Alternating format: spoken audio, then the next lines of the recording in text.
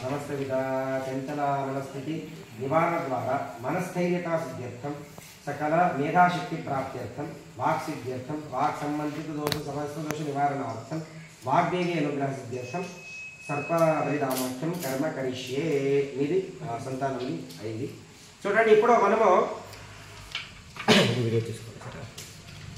సంకల్పం చేసుకున్నాము.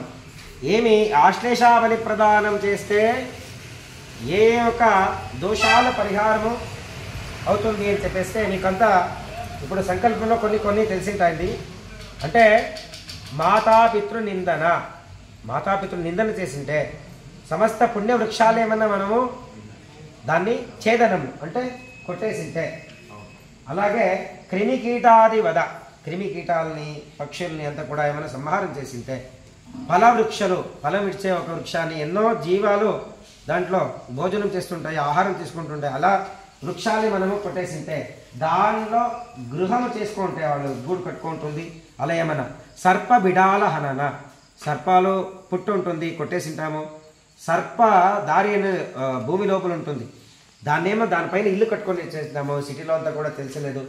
ఆ ఒక అన్ని దోషాలు కూడా అంటే ఆ నాగదేవతలు ఎందుకు అన్ని దోషాలకు కారణమవుతారంటే ఈ భూమిపైన తిరిగే ప్రత్యక్షమైన దైవము అని చెప్తాము నాగము.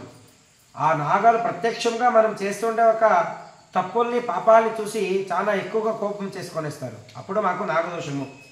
ఈ ఏ జంతువు ఉందో ఈ భూలోకంలో ఆ ఏ జంతువుకి తొందరిచ్చినా కూడా ఆ నాగదోషాలనే మాకు కనబడుస్తుంది. ఆ నాగదోషాల నుంచి ఏమవుతుంది అంటే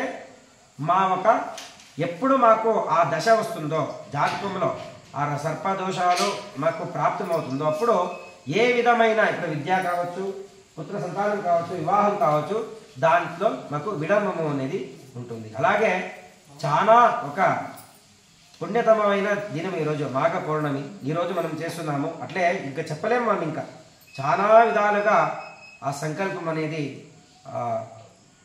ఎక్కువగా ఉంది. సరేనా? ఆ శ్రేష్టమైన బలి ప్రదానం జనమేజయుడు సర్పయాగం చేసి అన్ని సర్పాలను అగ్నికి ఆహుతి ఇచ్చేస్తాడు.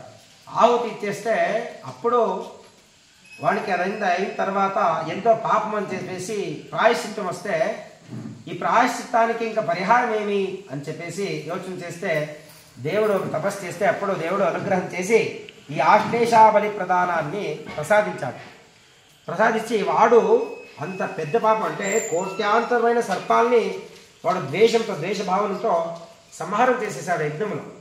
అట్లా పెద్ద విధమైన పాపాలే పరిహారం అయింది. ఆ తర్వాత ఈ